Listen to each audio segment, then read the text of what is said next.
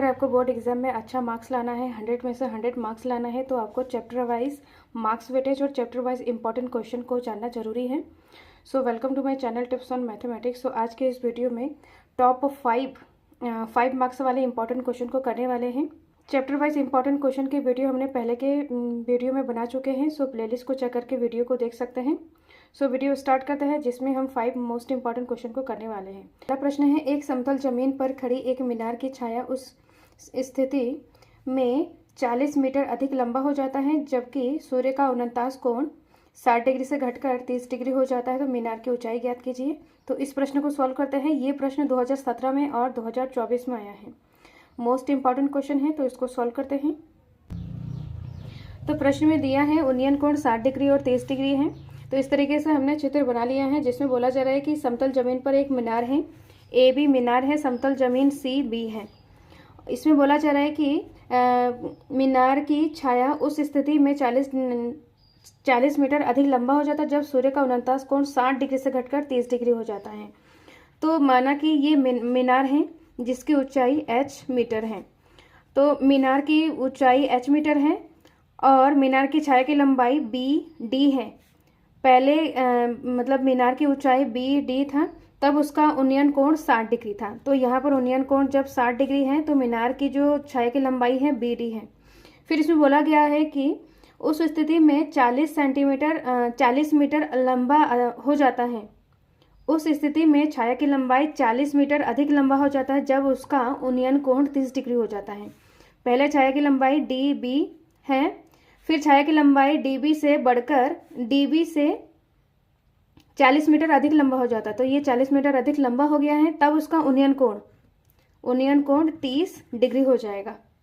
उन्नयन कोण और 49 कोण, यहाँ पर बात एक ही है, 49 कोण को ही उन्नयन कोण बोला जाता है। तो यहाँ पर हमें मीनार की ऊंचाई निकालना है। तो मीनार की ऊंचाई को हमने h मीटर मान लिया है। तो यहाँ पर लिखेंगे, माना मीनार की ऊंचाई h मीटर है। अब यहाँ पर हमें मीनार की ऊंचाई h निकालना है। तो यहाँ पर दो त्रिभुज बन रहा है ABD, एक त्रिभुज बन रहा है समकोण त्रिभुज। सेम यहाँ पर दूसरा बड़ा वाला त्रिभुज है ABC, दूसरा त्रिभुज है। इन दोनों त्रिभुज की मदद से हमें मीनार की ऊंचाई ज्ञात कर सकते हैं। तो ये समकोण त्रिभुज है, समकोण के सामने वाला भुजा ये कर्ण हो जाएगा। सेम यहाँ पर बड़े वाले त्रिभुज में भी ये कर्ण हो जाएगा। 60 डिग्री के सामने वाला ये लंब हो जाएगा और BD आधार हो जाएगा ये छोटे वाले त्रिभुज में। सेम यहाँ पर भी CB आधार हो जाएगा और 30 डिग्री के सामने वाला ये लंब हो जाएगा। तो इन दोनों त्रिभुज में हम देखेंगे समकोण त्रिभुज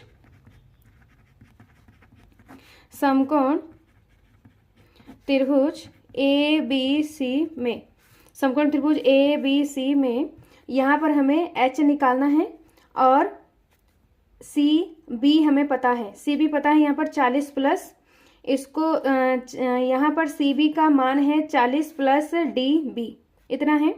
तो ये हमें पता है और ये हमें निकालना है। तो इसमें हमें संबंध रखना है। तो AB बट्टा CB हो जाएगा। तो AB बटा CB, AB यहाँ पर है लंब और CB यहाँ पर है आधार।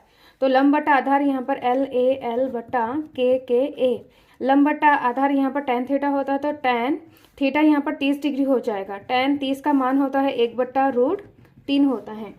तो tan 30 का मान 1/√3 है। AB का मान h माना है और CB का मान यहाँ पर 40 प्लस BD मीटर है। तो यहाँ पर लिखेंगे 40 प्लस BD। अब यहाँ से हम h का मान निकाल सकते हैं। तो h बराबर ये पूरा एक के साथ गुणा हो जाएगा, क्रॉस मल्टीप्लाई हो जाएगा। तो यहाँ पर हो जाएगा 40 प्लस BD बट्टा √3। तो ये है समीकरण नंबर 1। अब यहाँ पर हमें छोटे वाले त्रिभुज में संबंध लगाना है। तो AB बट्टा BD रखेंगे, AB बट्टा BD रखेंगे। तो AB यहाँ पर लंब है और BD आधार है। तो यहाँ पर tan 60 डिग्री हो जाएगा। अब लिखेंगे यहाँ पर समकोण त्रिभुज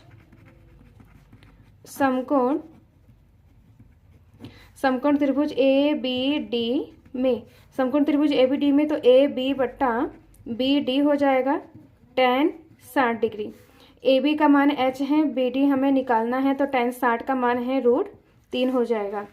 इसमें क्रॉस मल्टीप्लाई करेंगे तो h का मान हो जाएगा √3 और BD इसके साथ गुणा हो जाएगा तो यहाँ पर BD आ जाएगा। ये है समीकरण नंबर दूसरा। अब यहाँ पर समीकरण 1 और समीकरण 2 से हमें सॉल्व करना है। तो यहाँ पर h का मान इतना है, इसमें भी h का मान इतना है, दोनों में h का मान है। तो यहाँ पर हो जाएगा इस h के जगह पे हम इस मान को रख सकते हैं। तो यहाँ पर लिखेंगे समीकरण 1 तथा 2 से, समीकरण 1 तथा 2 से। तो समीकरण 1 तथा 2 से h का मान हमें इसमें रख देंगे, ये भी h है तो h के मान के जगह पे इतना रखेंगे तो यहाँ पर आ जाएगा √3 BD बराबर 40 प्लस BD बट्टा √3। क्रॉस मल्टीप्लाई करेंगे तो ये √3 इसके साथ गुणा हो जाएगा तो ऑलरेडी यहाँ पर √3 BD है, फिर यहाँ पर √3 आ जाएगा और यहाँ पर 40 प्लस BD। अब √3 को √3 से गुणा करेंगे तो यहाँ पर 3BD आ जाएगा और यहाँ पर 40 प्लस BD है। अब ये BD इक्वल के इधर आएगा तो माइनस में हो जाएगा तो 3BD माइनस का BD का मतलब यहाँ पर 1 है, कुछ नहीं है तो मतलब यहाँ पर 1 बराबर 40। इसमें से माइनस करेंगे तो यहाँ पर 2BD बराबर 40, तो BD बराबर हो जाएगा 40 बट्टा 2। इसको हम डिवाइड करेंगे तो यहाँ पर BD बराबर हो जाएगा 20 मीटर। तो यहाँ पर BD का मान यहाँ पर 20 मीटर आ गया है। तो यहाँ पर हमें निकालना है मीनार की ऊंचाई, मतलब h निकालना है। तो समीकरण 1 में, समीकरण 2 में हम BD का मान रख के h का मान निकाल सकते हैं। तो यहाँ पर लिखेंगे हम, नेक्स्ट पेज में हम लिखेंगे कि समीकरण 1 या 2 में रख सकते हैं। तो समीकरण 2 में रखेंगे तो जिसका कैलकुलेशन यहाँ पर कम हो जाएगा। तो यहाँ पर समीकरण 2 से यहाँ पर इसके नीचे से हमें लिखना है तो यहाँ पर साइड में यहाँ पर कर रही हूँ। तो h बराबर हो जाएगा √3, BD का मान है तो h बराबर √3, BD का मान यहाँ पर 20 है तो h बराबर 20 √3 मीटर है। तो h किसको माना था, h मीनार की ऊंचाई माना था। तो यहाँ पर लिखना है अतः मीनार की ऊंचाई 20 √3 मीटर है। तो ये इसका फाइनल आंसर है। अब नेक्स्ट प्रश्न को करते हैं। नेक्स्ट प्रश्न है 5 मार्क्स वाले हैं। त्रिज्या 12 सेंटीमीटर वाले एक वृत्त की एक जीवा केंद्र पर 120 डिग्री का कोण आंतरित करता है। तो संगत वृत्तखंड का क्षेत्रफल ज्ञात कीजिए। तो इस प्रश्न को सॉल्व करते हैं। तो प्रश्न में दिया है कि वृत्त की त्रिज्या 12 सेंटीमीटर है और कोण 120 डिग्री है। तो यहाँ पर एक वृत्त बनाएंगे O केंद्र का। तो इसमें त्रिज्या है, त्रिज्या इस तरीके से ये A बिंदु है, B बिंदु है। तो इसमें हमें निकालना है संगत वृत्तखंड का क्षेत्रफल। तो यहाँ पर OA त्रिज्या है, OB त्रिज्या है, तो ये 12 सेंटीमीटर है। सेम यहाँ पर भी ये 12 सेंटीमीटर है। तो हमें वृत्तखंड का क्षेत्रफल निकालना है। इसमें हमें क्या करना है, वृत्तखंड का क्षेत्रफल निकालना है। तो वृत्तखंड का क्षेत्रफल यहाँ पर OAPB ये हमारा त्रिज्यखंड का क्षेत्रफल है और यहाँ से अगर इसको मिलाया जाए तो वृत्तखंड का क्षेत्रफल ये वाला हिस्सा है, ये वाला हिस्सा वृत्तखंड का क्षेत्रफल है। APB ये जितने पार्ट हमने शेड किया है इतने का हमें क्षेत्रफल निकालना है। तो इतने का क्षेत्रफल निकालने के लिए यहाँ पर त्रिज्यखंड का क्षेत्रफल OAPB ये त्रिज्यखंड के क्षेत्रफल में से त्रिभुज OAB के क्षेत्रफल को हमें माइनस करना होगा। तो ये शेड वाला पार्ट हमारा निकल जाएगा। तो इसको सॉल्व करते हैं हमें। तो यहाँ पर हम देखते हैं कि ये एक त्रिभुज बन रहा है। तो सबसे पहले यहाँ पर त्रिभुज का क्षेत्रफल अलग निकालना पड़ेगा, फिर वृत्तखंड का त्रिज्यखंड का क्षेत्रफल निकालना पड़ेगा, फिर इन दोनों को माइनस करने के बाद ये वाला शेडेड पार्ट का निकल जाएगा। तो यहाँ पर सबसे पहले त्रिभुज को देखते हैं। इस तरीके से ये त्रिभुज है जो कि यहाँ पर कोण है 120 डिग्री है और यहाँ पर 12 सेंटीमीटर है और ये भी हमारा 12 सेंटीमीटर है। तो ये दोनों हमारा त्रिभुज यहाँ पर OAB है, त्रिभुज OAB त्रिभुज है। तो OAB में OA और OB यहाँ पर 12 सेंटीमीटर है, दो भुजाएं बराबर है। इसका मतलब ये क्या है, हमारा समद्विबाहु त्रिभुज है। तो यहाँ पर ये समद्विबाहु त्रिभुज है। तो समद्विबाहु त्रिभुज का जो हमें क्षेत्रफल निकालना है, तो समद्विबाहु त्रिभुज का क्षेत्रफल निकालने के लिए एक त्रिभुज का जो फॉर्मूला होता है 1/2 आधार गुणा ऊंचाई होता है। तो 1/2 आधार यहाँ पर तो AB है और ऊंचाई यहाँ पर त्रिभुज का ऊंचाई इस तरीके से ये हमारा त्रिभुज का ऊंचाई हो जाएगा। तो यहाँ पर सबसे पहले हमें लंब खींचना होगा जिससे कि हम त्रिभुज का ऊंचाई निकाल सकते हैं। इसका जो फार्मूला होता है आधार गुणा ऊंचाई, आधार और ऊंचाई निकालने के लिए हमें ये इसको सॉल्व करना होगा। तो त्रिभुज में O बिंदु से एक हम लंब खींचेंगे, AB पर लंब खींचेंगे। तो यहाँ पर माना कि ये जो लंब है ये D है, OD लंब खींचेंगे AB पर, लंब खींचेंगे तो यहाँ पर क्या हो जाएगा, ये 90 डिग्री का कोण हो जाएगा। और ये सम द्विबाहु त्रिभुज है। जब सम द्विबाहु त्रिभुज के दो भुजाएं बराबर हैं और उसी शीर्ष से अगर यहाँ पर लंब खींचा जाए तो ये जो लंब है OD, ये लंब AB भुजा को दो बराबर भागों में बांटेगा। मतलब ये 2 सेंटीमीटर है तो ये 2 सेंटीमीटर हो जाएगा। इस तरीके से OAD बराबर हो जाएगा DB। तो इसको हमें शब्दों में लिखना है कि किस तरीके से ये सम द्विभाजक दो बराबर भागों में बटेगा। तो सबसे पहले यहाँ पर हमें त्रिभुज का क्षेत्रफल निकाल लेते हैं। तो इसको हम इस तरीके से लिखेंगे कि त्रिभुज AOB समद्विबाहु त्रिभुज है। तो समद्विबाहु त्रिभुज के शीर्ष O से एक AB पर लंब खींचा जाए तो यह AB भुजा को दो बराबर भागों में बांटेगा। AB भुजा को दो बराबर भागों में बटेगा, मतलब AD बराबर हो जाएगा DB। और साथ ही ये जो कोण है, ये वाला कोण AOB को भी दो बराबर भागों में बांटेगा। तो यहाँ पर कहने का मतलब है एक कोण AOD बराबर हो जाएगा कोण BOD के बराबर हो जाएगा। इस तरीके से हमने लिखा है। जब बराबर भागों में बढ़ जाएगा तो यहाँ पर ये 120 डिग्री है तो ये 60 डिग्री का हो जाएगा और ये 60 डिग्री का हो जाएगा। तो यहाँ पर हम लिख सकते हैं कि कोण AOD बराबर हो जाएगा कोण BOD बराबर 60 डिग्री। तो ये 60 डिग्री है, ये 60 डिग्री है। अब यहाँ पर हमें किसी भी तरीके से OD और AB का मान निकालना है। तो यहाँ पर हम लिखेंगे त्रिभुज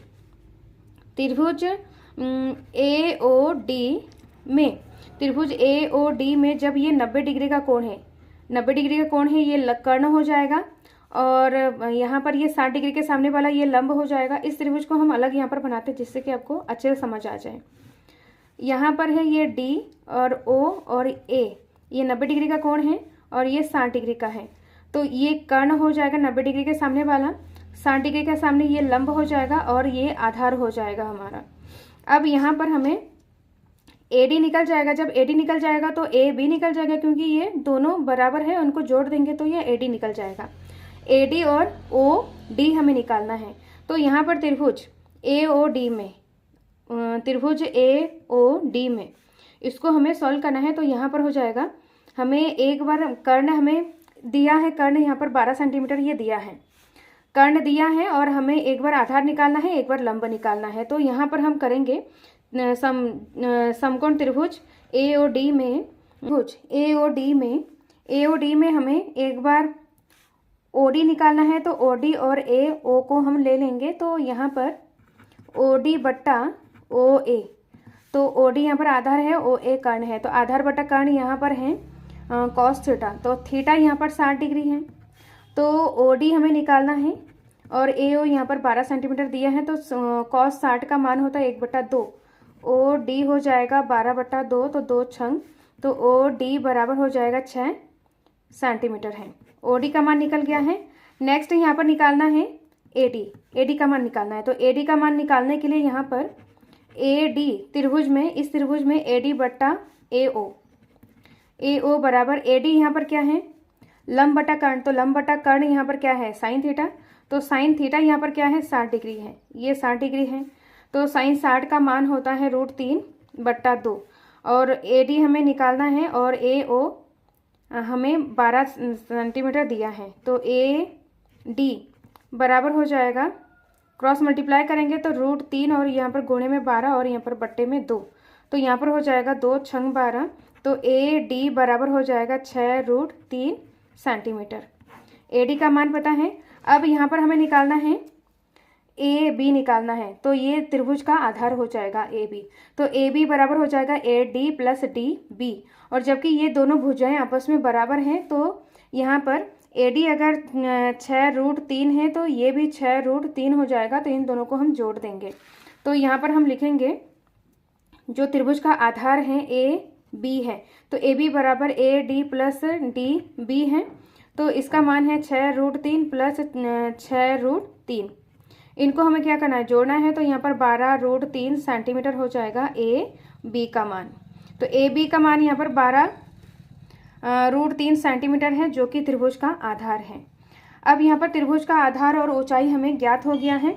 ये त्रिभुज का आधार है और ऊंचाई है हमारा OD, ये है त्रिभुज का ऊंचाई। इन दोनों की मदद से सबसे पहले यहाँ पर त्रिभुज का क्षेत्रफल निकालेंगे। अब यहाँ पर त्रिभुज ए ओ बी का क्षेत्रफल, ये है त्रिभुज ए ओ बी का क्षेत्रफल। तो यहाँ पर 1/2 आधार यहाँ पर हो जाएगा ए बी, 1/2 आधार है ए बी गुणा ऊंचाई हो जाएगा डी ओ, जिसका मान यहाँ पर हमने निकाला है 1/2 हो जाएगा गुणा ए बी का मान हो जाएगा 12√3 गुणा ओ डी का मान हो जाएगा 6। अब यहाँ पर 2 तिया 6 हो जाएगा, तो 12 तिया 36√3 सेंटीमीटर स्क्वायर हो जाएगा। तो ये त्रिभुज ए ओ बी का क्षेत्रफल है। एक चीज़ हमने निकाल लिया है, अब हमें त्रिज्यखंड का क्षेत्रफल निकालना है। इस पूरे त्रिज्यखंड का क्षेत्रफल निकाल देंगे। जब त्रिज्यखंड का क्षेत्रफल निकल जाएगा तो इनको माइनस कर देंगे, तो हमारा जो शेडेड वाला पार्ट है उसका क्षेत्रफल निकल जाएगा। तो यहाँ पर हम करेंगे त्रिज्यखंड ओ ए पी बी का क्षेत्रफल। त्रिज्यखंड का क्षेत्रफल का फॉर्मूला होता है θ/360 पाई r स्क्वायर।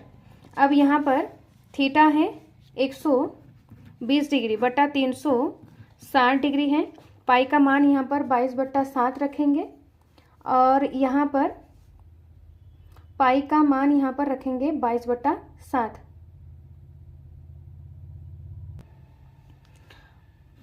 आर है यहाँ पर 12 का स्क्वायर, तो 12 गुणा 12, 0 से 0 कट कर देंगे। 12 कम 24, 12 तिया 36, 3 आ गया है नीचे, तो 3 चक्कू 12 हो जाएगा। और यहाँ पर कोई भी चीज़ नहीं कटेगा, तो यहाँ पर बची हुई संख्या 22 गुणा 4 गुणा 12/7 इस तरीके से आ गया है। अब ऊपर के जितने भी सारे संख्याएं हैं उनको हमें गुणा करना है, तो गुणा करने के बाद यहाँ पर आ जाएगा 1056/7 आ जाएगा। इसको जब हम डिवाइड करेंगे, डिवाइड करने के बाद यहाँ पर आ जाएगा 1550.86 सेंटीमीटर स्क्वायर आ जाएगा। तो ये है त्रिज्यखंड का क्षेत्रफल। त्रिज्यखंड ओ ए पी बी का क्षेत्रफल है। अब हमें निकालना है वृत्तखंड का क्षेत्रफल। तो वृत्तखंड का क्षेत्रफल निकालने के लिए अब यहाँ पर वृत्तखंड का क्षेत्रफल निकालेंगे, तो त्रिज्यखंड के क्षेत्रफल में से त्रिभुज के क्षेत्रफल को हम माइनस कर देंगे।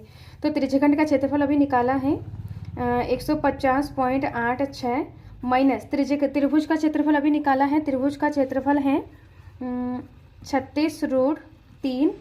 तो इसको हमें सॉल्व करना है। तो यहाँ पर जो √3 का मान है, √3 का मान यहाँ पर 1.73 रखना है। तो यहाँ पर हो जाएगा 150.86 माइनस 36 गुणा 1.732 इतना हमें रखना है। तो यहाँ पर इसको हमें गुणा करना है। तो गुणा करने के बाद यहाँ पर आ जाएगा 62.35 आ जाएगा। अब इसको हमें माइनस करना है। तो माइनस करने के बाद यहाँ पर आएगा 88.51 सेंटीमीटर स्क्वायर। तो ये है हमारा वृत्तखंड का क्षेत्रफल जो कि हमें निकालना था। तो ये इसका फाइनल आंसर है। अब नेक्स्ट प्रश्न को करते हैं। नेक्स्ट प्रश्न है एक खिलौना त्रिज्या 3.5 सेंटीमीटर वाले एक शंकु के आकार का है जो उसी त्रिज्या वाले एक अर्धगोले पर अध्यारोपित है। इस खिलौने की संपूर्ण ऊंचाई 15.5 सेंटीमीटर है। इस खिलौने का संपूर्ण पृष्ठ क्षेत्रफल व आयतन ज्ञात कीजिए। तो इसमें हमें दोनों निकालना है, संपूर्ण पृष्ठ क्षेत्रफल और आयतन निकालना है। तो ये प्रश्न 2023 में आया है। तो इसको सॉल्व करते हैं। तो सबसे पहले यहाँ पर प्रश्न को पढ़कर इसका चित्र बनाना है। ये जो प्रश्न है ये 2023 में आया है और पृष्ठ क्षेत्रफल और आयतन वाले चैप्टर से ये प्रश्न आया है। तो इसमें बोला जा रहा है कि एक खिलौना एक शंकु के आकार मतलब एक अर्धगोले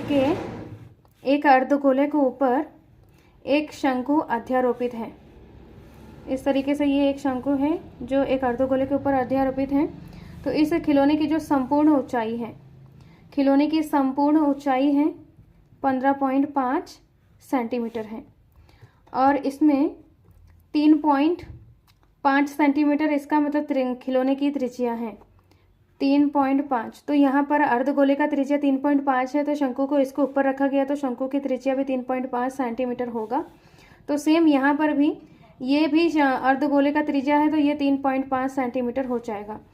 अब यहाँ पर हमें शंकु की ऊंचाई निकालने के लिए क्या करना होगा, ये अर्धगोले की त्रिज्या अर्धगोले की ऊंचाई के बराबर है, तो यहाँ पर इतना ये जो हिस्सा है ये हमारा 3.5 सेंटीमीटर है। तो शंकु की ऊंचाई यहाँ से लेकर यहाँ तक निकालने के लिए हम क्या करेंगे, 15.5 में से 3.5 को हम माइनस कर देंगे। तो माइनस करने के बाद यहाँ पर जो शंकु की ऊंचाई आ जाएगा, शंकु का जो ऊंचाई आ जाएगा, 5 में से 5 गया 0 आ जाएगा, और 15 में से 3 गया 12 आ जाएगा। तो ये 12 सेंटीमीटर हो जाएगा शंकु की ऊंचाई। और हमें शंकु की तिर्यक ऊंचाई यहाँ पर निकालना है। तो सबसे पहले यहाँ पर जो प्रश्न में दिया है उसको लिख लेते हैं। तो सबसे पहले यहाँ पर शंकु की त्रिज्या और अर्धगोले की त्रिज्या यहाँ पर 3.5 सेंटीमीटर दिया है। अर्धगोले की त्रिज्या भी यहाँ पर 3.5 सेंटीमीटर है, क्योंकि ये दोनों एक दूसरे के ऊपर अध्यारोपित है, रखा गया है। शंकु की ऊंचाई यहाँ पर 12 सेंटीमीटर हो जाएगा। 15.5 में से 3.5 को माइनस करेंगे तो 12 सेंटीमीटर हो जाएगा। अब इसमें हमें संपूर्ण पृष्ठ क्षेत्रफल और आयतन दोनों निकालना है। तो यहाँ पर पूरे खिलौने का संपूर्ण पृष्ठ क्षेत्रफल हो जाएगा, खिलौने का संपूर्ण पृष्ठ क्षेत्रफल क्या होगा, यहाँ पर अर्धगोले का वक्र पृष्ठ क्षेत्रफल, ये दो पूरा मतलब शंकु और अर्धगोले के इस प्रकार से मतलब जोड़कर एक बड़ा सा खिलौना बनाया गया है। तो इस खिलौनों का हमें संपूर्ण पृष्ठ क्षेत्रफल निकालना है। तो संपूर्ण पृष्ठ क्षेत्रफल अगर शंक्वाकार भाग में देखा जाए तो ऊपर से ये क्या है, उसका वक्र वाला पृष्ठ है, मतलब गोल वाला पृष्ठ है। तो ये शंकु का अगर ऊपर से देखा जाए तो ये गोल वाला पृष्ठ होगा इसका, तो ये वक्र पृष्ठ क्षेत्रफल हो जाएगा। और अर्धगोले को अगर नीचे से इस तरीके से देखा जाए तो ये क्या है, इसका वक्र वाला पृष्ठ क्षेत्रफल है। तो संपूर्ण पृष्ठ क्षेत्रफल हो जाएगा शंकु का वक्र पृष्ठ क्षेत्रफल प्लस अर्धगोले का वक्र पृष्ठ क्षेत्रफल। तो इसका फार्मूला होता है, शंकु का वक्र पृष्ठ क्षेत्रफल होता है पाई आर एल प्लस अर्धगोले का वक्र पृष्ठ क्षेत्रफल होता है 2 पाई आर स्क्वायर। तो यहाँ पर हमें एल निकालना है। तो शंकु का तिर्यक ऊंचाई एल निकालना है, तो एल का जो फार्मूला होता है root r square plus h square होता है। तो आर स्क्वायर यहाँ पर है 3.5 का स्क्वायर प्लस एच स्क्वायर होता है, एच है यहाँ पर 12 का स्क्वायर। अब यहाँ पर 3.5 का स्क्वायर यहाँ पर हो जाएगा 12.25 प्लस 12 का स्क्वायर 144 है। इनको हमें जोड़ना है। तो जोड़ने के बाद यहाँ पर आ जाएगा 156.25 है, तो इसको वर्गमूल से हम निकालेंगे तो इसका मान आ जाएगा 12.5 सेंटीमीटर। तो एल का मान यहाँ पर 12.5 सेंटीमीटर है। अब वैल्यूज़ को इसमें पुट करते हैं। तो पाई का मान यहाँ पर 22/7 रखना है, आर का मान है 3.5 और एल का मान है 12.5 है, प्लस यहाँ पर 2 गुणा पाई का मान 22/7, फिर यहाँ पर है आर का मान है 3.5 गुणा 3.5 आ जाएगा। इसको सॉल्व करना है तो यहाँ पर आ जाएगा, इसको जब डिवाइड करेंगे तो यहाँ पर 7 पंजे 35 तो 0.5 आ जाएगा। तो यहाँ पर इसको लिखते हैं 22 गुणा 0.5 मतलब 0.5 गुणा 12.5 है। फिर इसको करेंगे सॉल्व, तो यहाँ से इसको जब डिवाइड करेंगे तो 0.5 आ जाएगा। तो यहाँ पर 12 को 22 से गुणा करेंगे तो 44 आ जाएगा, गुणा 0.5 है तो यहाँ पर 0.5, फिर गुणा 3.5 यहाँ पर है। अब इसको हमें गुणा करना है। तो इसको गुणा करने के बाद इन सभी संख्याओं को गुणा करने के बाद यहाँ पर आ रहा है 137.5 प्लस इन संख्याओं को गुणा करने के बाद यहाँ पर आ जाएगा 77। अब इनको हमें क्या करना है, जोड़ना है। तो जोड़ने के बाद यहाँ पर आ जाएगा 114.5 सेंटीमीटर स्क्वायर। तो ये है खिलौने का संपूर्ण पृष्ठ क्षेत्रफल। अब हमें इसका आयतन निकालना है। तो यहाँ पर इस पूरे खिलौने का हमें आयतन निकालना है। तो शंकु का आयतन प्लस अर्धगोले का आयतन, तो इस तरीके से यहाँ पर निकल जाएगा। तो यहाँ पर लिखेंगे हम खिलौने का आयतन, यहाँ पर शंकु का आयतन प्लस अर्धगोले का आयतन। तो शंकु का आयतन होता है 1/3 पाई आर स्क्वायर एच, फिर यहाँ पर प्लस करना है। और अर्धगोले का आयतन, तो अर्धगोले का आयतन होता है 2/3 पाई आर क्यूब। तो यहाँ पर पाई और आर स्क्वायर और 1/3 यहाँ पर कॉमन ले लेंगे तो 1/3 पाई आर स्क्वायर अगर यहाँ से कॉमन ले लेंगे तो यहाँ पर बचा है h प्लस यहाँ पर बचा है 2 गुणा पाई और r यहाँ पर बचा है, क्योंकि यहाँ पर r 3 बार है, यहाँ पर 2 बार है, तो यहाँ पर एक r बचा है। तो यहाँ पर 1/3 पाई का मान यहाँ पर 22/7 रखना है, गुणा r का यहाँ पर 3.5 गुणा 3.5 है। फिर यहाँ पर h का मान है 12 प्लस यहाँ पर 2 गुणा 3.5 है। यहाँ पर इसको सॉल्व करेंगे 7 से करेंगे तो यहाँ पर 0.5 आ जाएगा, इसको डिवाइड करेंगे तो यहाँ पर आ जाएगा फिर जितनी भी सारी संख्याएं बची हुई हैं 22 गुणा 0.5 गुणा 3.5 है। फिर बट्टे में यहाँ पर है 3, फिर यहाँ पर है 12 प्लस इनको गुणा करेंगे, 35 को 7 से गुणा करेंगे तो यहाँ पर आ जाएगा 7.0 मतलब 7। यहाँ पर बचा है 22 गुणा 0.5 गुणा 3.5/3 है। इनको जोड़ेंगे तो 12 को 7 से हम जोड़ेंगे तो 12 को 7 से जोड़ने पर यहाँ पर आ रहा है 19। अब इन सभी संख्याओं को हमें गुणा करना है, तो गुणा करने के बाद यहाँ पर आ जाएगा, इन सभी संख्याओं को गुणा करने के बाद 3 से हमें भाग देना है, तो भाग देने के बाद यहाँ पर आ जाएगा 243.83 सेंटीमीटर क्यूब। तो ये है खिलौने का आयतन। तो ये इसका फाइनल आंसर है। अब नेक्स्ट प्रश्न को करते हैं। यहाँ पर आप कैलकुलेशन खुद से करेंगे, इन सभी संख्याओं को पहले गुणा करना है फिर 3 से भाग दे देना है, तो इतना आंसर आ जाएगा। कैलकुलेशन वाला पार्ट आप खुद कर सकते हैं क्योंकि आपको बोर्ड एग्जाम में खुद से ही करना होगा। अगर आप कैलकुलेशन वाला पार्ट खुद से करेंगे तो आपको प्रैक्टिस हो जाएगा। तो इस तरीके से इसका फाइनल आंसर आ जाएगा। तो अब नेक्स्ट प्रश्न को करते हैं। नेक्स्ट प्रश्न है, ऊंचाई 14 सेंटीमीटर और आधार की त्रिज्या 6 सेंटीमीटर वाले एक ठोस लंबवृत्तीय बेलन में से उसी ऊंचाई और आधार वाले एक लंबवृत्तीय शंकु निकाल लिया जाता है, तो शेष बचे ठोस का आयतन ज्ञात कीजिए। तो सबसे पहले इसमें हम चित्र बनाएंगे। तो सबसे पहले प्रश्न, ये जो क्वेश्चन है ये पृष्ठीय क्षेत्रफल और आयतन वाला प्रश्न है। 2024 में ये प्रश्न पूछा गया था। तो इसमें बोला जा रहा है कि एक बेलन है, लंबवृत्तीय बेलन है, मतलब एक बेलन है, बेलन के समान लंबाई के एक बेलन में से ठोस बेलन है और उसी लंबाई के एक शंकु इस बेलन के अंदर से काटकर निकाल लिया जाता है। तो बचे हुए शेष भाग का हमें आयतन निकालना है। काट कर निकाल लिया जाता है मतलब जो ये शंकु का जितना सारा भाग है उसको काटकर हमें निकालना है। जितना भाग बचा हुआ है जिसको यहाँ पर शेड किया जा रहा है इसका हमें आयतन निकालना है। तो इसका आयतन निकालने के लिए यहाँ पर सबसे पहले बेलन का आयतन निकालना होगा। बेलन के आयतन निकालने के बाद शंकु का आयतन निकालना होगा। फिर शेष बचे ठोस का आयतन निकालने के लिए दोनों को माइनस कर देंगे, बेलन का आयतन माइनस शंकु का आयतन। इस तरीके से इसको हमें यहाँ पर सॉल्व करना है। तो सबसे पहले प्रश्न में यहाँ पर दिया है कि जो बेलन है 14 सेंटीमीटर ऊंचाई है और इस शंकु का भी 14 सेंटीमीटर ऊंचाई है, और सेम यहाँ पर आधार की जो त्रिज्या है, मतलब जो बेलन का जो त्रिज्या है वो 6 सेंटीमीटर है। दोनों का त्रिज्या 6 सेंटीमीटर है, दोनों की ऊंचाई यहाँ पर 14 सेंटीमीटर है। अब यहाँ पर सबसे पहले दिया है, लिखते हैं। सबसे पहले यहाँ पर लिखेंगे कि बेलन की ऊंचाई बराबर शंकु की ऊंचाई है जो कि 14 सेंटीमीटर है, और ये त्रिज्या बेलन की भी त्रिज्या और शंकु की त्रिज्या बराबर है जो कि 6 सेंटीमीटर है। अब हमें शेष बचे ठोस का हमें क्षेत्रफल निकालना है जितने पार्ट को हमने यहाँ पर शेड किया है। इसको दोबारा से समझते हैं। यहाँ पर एक ठोस बेलन है, बेलन के अंदर से शंकु के आकार के भागों को हमें काट कर निकालना है। जितना हिस्सा बच जाएगा उसका हमें आयतन निकालना है। तो यहाँ पर शेष बचे ठोस का आयतन बराबर बेलन का आयतन माइनस शंकु का आयतन हो जाएगा। तो यहाँ पर सबसे पहले इसका फॉर्मूला रखते हैं। तो बेलन का आयतन होता है पाई आर स्क्वायर एच, फिर माइनस शंकु का आयतन होता है 1/3 पाई आर स्क्वायर एच होता है। दोनों में से यहाँ पर पाई आर स्क्वायर एच कॉमन ले सकते हैं, पाई आर स्क्वायर एच, और यहाँ पर बचा है 1 माइनस 1/3 बचा है। यहाँ पर कॉमन ले लेंगे तो इसके जगह पे पूरी चीज़ें कॉमन आ जाएगा, मतलब यहाँ पर 1 बचा है, और यहाँ पर भी पाई आर स्क्वायर एच कॉमन हो जाएगा तो यहाँ पर 1/3 बचेगा। अब वैल्यूज़ को पुट करते हैं। तो यहाँ पर पाई का मान रखेंगे 22/7, गुणा आर है यहाँ पर 6 गुणा 6 आ जाएगा, 6 का स्क्वायर आर का स्क्वायर गुणा एच है यहाँ पर 14 और यहाँ पर 1 माइनस 3/3 1 माइनस 1/3 है।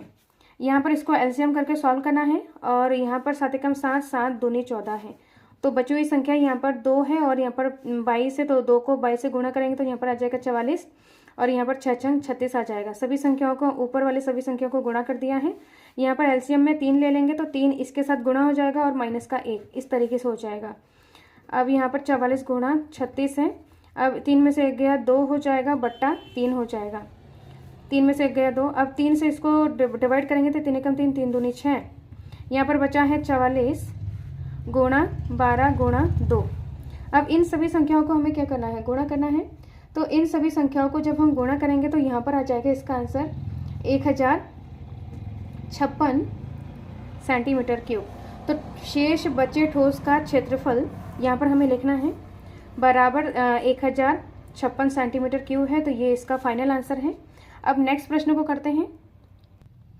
नेक्स्ट और लास्ट प्रश्न है जिसमें निम्नलिखित बारंबारता बंटन का माध्य 62.8 है। समस्त बारंबारताओं का योग 50 है। बारंबारताओं F1 तथा F2 का गणना कीजिए। मतलब यहाँ पर F1 और F2 का मान निकालना है जिसमें वर्ग अंतराल और बारंबारता प्रश्न में दिया है। तो इसको हम सारणी को सबसे पहले बना लेते हैं। तो यहाँ पर बारंबारता 0 से 20, 20 से 40, ऐसे 100 से 120 तक दिया है। और यहाँ पर बारंबारता 5 F1 10 F2 ऐसे दिया है। तो इसमें F1 और F2 का मान हमें निकालना है और इसमें माध्य दिया है। माध्य प्रश्न में दिया है, माध्य है 62.8। ये हमारा माध्य प्रश्न में दिया है। तो यहाँ पर हमें माध्य निकालने का जो फार्मूला है उसी के अकॉर्डिंग हमें इसको सॉल्व करना होगा, क्योंकि यहाँ पर माध्य दिया है। तो माध्य निकालने के लिए यहाँ पर अगर पग विचलन विधि से हमें माध्य निकाले तो पग विचलन का जो फार्मूला होता है सिग्मा FI/XI। तो यहाँ पर हमें सिग्मा FI/XI का कॉलम बनाना होगा। यहाँ पर FI फ्रीक्वेंसी और XI इनको हमें गुणा करके ये 2 कॉलम हमें सबसे पहले बनाना होगा। माध्य निकालने के लिए XI तो सबसे पहले निकालना होता ही है। तो XI निकालने का जो फार्मूला होता है उच्च सीमा प्लस निम्न सीमा बट्टा 2। तो उच्च सीमा यहाँ पर है 20 प्लस निम्न सीमा 0 है बट्टा 2। तो ये हमारा X1 आ जाएगा। तो इसको जब हम 20/2 हो जाएगा तो यहाँ पर आ जाएगा 10 आ रहा है। तो X1 हमारा क्या है, 10 है। अब यहाँ पर देखेंगे H कितना है, 40 में से 20 को माइनस करेंगे तो आ जाएगा 20, 20 में से 0 को माइनस करेंगे 20, यहाँ पर 20 का अंतर है तो H यहाँ पर 20 है। तो X1 निकालने के बाद X1 यहाँ पर 10 है। X1 निकालने के बाद उसमें अगर हम 20 जोड़ दें तो XI का कॉलम बन जाता है। या तो इनके बीच का जो संख्या है उसको लिख सकते हैं। 0 और 20 के बीच 10 आता है, 20 और 40 के बीच यहाँ पर क्या आ जाएगा 30, और यहाँ पर 10 में अगर 20 जोड़ेंगे तब भी 30 आ जाएगा। सेम यहाँ पर 40 और 60 के बीच यहाँ पर 50, 60 और 70 80 के बीच 70, 100 और यहाँ पर 100 के बीच यहाँ पर 90, और यहाँ पर 100 120 के बीच यहाँ पर 110। इस तरीके से हमने XI का कॉलम बना लिया है और यहाँ पर हमें FI और XI निकालना है। तो FI XI यहाँ पर ये हमारा FI है और XI, इन दोनों को F1 और X1 को गुणा करना है, F2 X2 को गुणा करना है, इस तरीके से लिखना है। तो यहाँ पर इसको गुणा करेंगे तो यहाँ पर आ जाएगा 50, इसको अगर गुणा करेंगे तो यहाँ पर 30 F1, इसको गुणा करेंगे तो यहाँ पर आ जाएगा 500, और यहाँ पर 70 F2, यहाँ पर आ जाएगा 9 7 63 और यहाँ पर 0, और इसको हम करेंगे तो यहाँ पर 880 आ जाएगा। अब यहाँ पर हमें सिग्मा FI XI की ज़रूरत होती है और सिग्मा FI की ज़रूरत होती है। तो सिग्मा FI यहाँ पर इन सभी संख्याओं को हमें जोड़ना है। तो सबसे पहले हम अंकों को जोड़ेंगे, जितने भी सारे अंक हैं सबसे पहले अंकों को जोड़ेंगे। तो अंकों को जोड़ने के बाद यहाँ पर आएगा 30, और यहाँ पर F1 प्लस F2, ये है हमारा सिग्मा FI।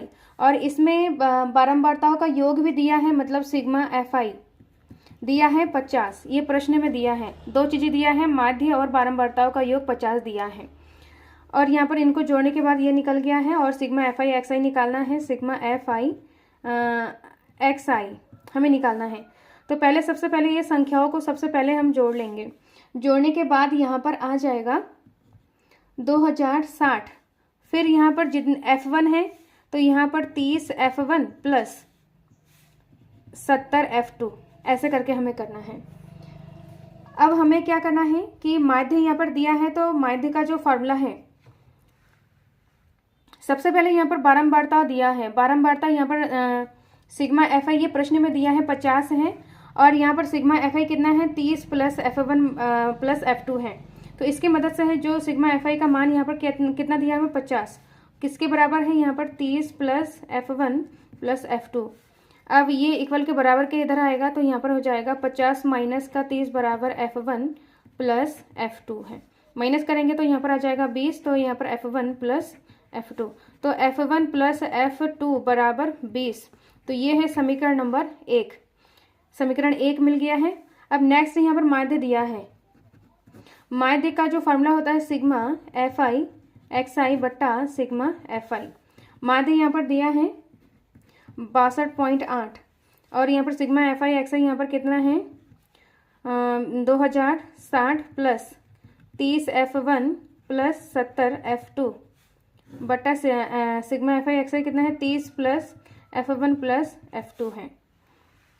अब यहाँ पर कैलकुलेट करना है, तो ये क्रॉस मल्टीप्लाई हो जाएगा, तो यहाँ पर हो जाएगा 62.8 इसके साथ गुणा हो जाएगा, तो यहाँ पर 30 प्लस F1 प्लस F2, और यहाँ पर हो जाएगा 2060 प्लस 30 F1 प्लस 70 F2। इनको गुणा करना है 62.8 से, इसको गुणा करना है। यहाँ पर सिर्फ कैलकुलेट करना है, कैलकुलेशन करना है। कैलकुलेशन बहुत ध्यान से करना है जिससे कि आपका मतलब गलत ना हो जाए। अगर गलत हो जाएगा तो पूरा आंसर ही पूरा गलत हो जाएगा यहाँ पर। तो इसको यहाँ पर गुणा करना है, तो गुणा करने के बाद यहाँ पर आ जाएगा 30 को इससे हम गुणा करेंगे, तो 30 को गुणा करने के बाद यहाँ पर आएगा, यहाँ पर थोड़ा सा मिस्टेक हुआ है। जो सिग्मा एफ आई एक्स आई है वो हमारा 50 दिया है, उसको करना है यहाँ पर। फिर ये क्रॉस मल्टीप्लाई हो जाएगा, तो 62.8 से 50 का गुणा हो जाएगा, और इतना हिस्सा नहीं आएगा।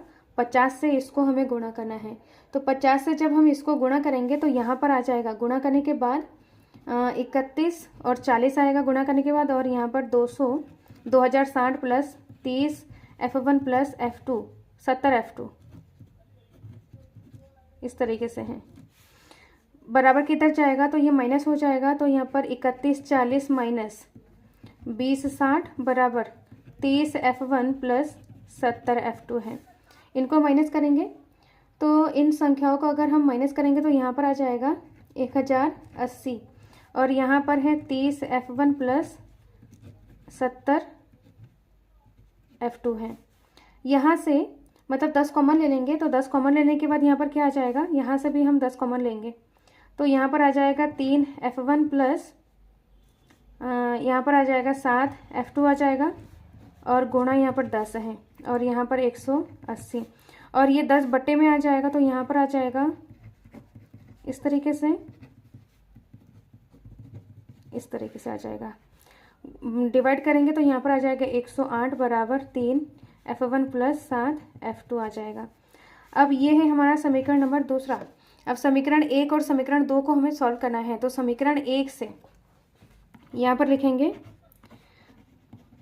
समीकरण 1 से यहाँ पर F1 का मान निकालेंगे, तो F1 बराबर हो जाएगा 20 माइनस F2 हो जाएगा।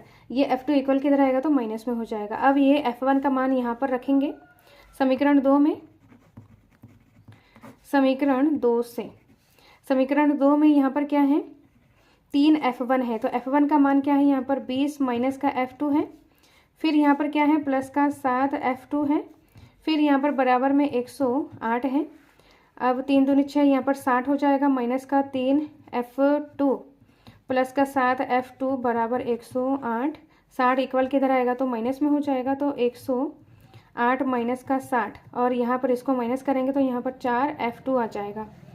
फिर यहाँ पर F2 बराबर, इनको माइनस करेंगे तो यहाँ पर आ जाएगा, तो यहाँ पर हो जाएगा, इनको माइनस करेंगे तो यहाँ पर आ जाएगा 48 आ जाएगा, और यहाँ पर 4 है, तो F2 बराबर आ जाएगा 48 बटा 4। इसको हम डिवाइड करेंगे, F2 बराबर हो जाएगा 4 कम 4 4 दूनी 8। F2 यहाँ पर है 12। फिर यहाँ पर हमें निकालना है F1, तो F1 समीकरण 1 से, तो समीकरण 1 में क्या है, F1 प्लस F2 बराबर 20।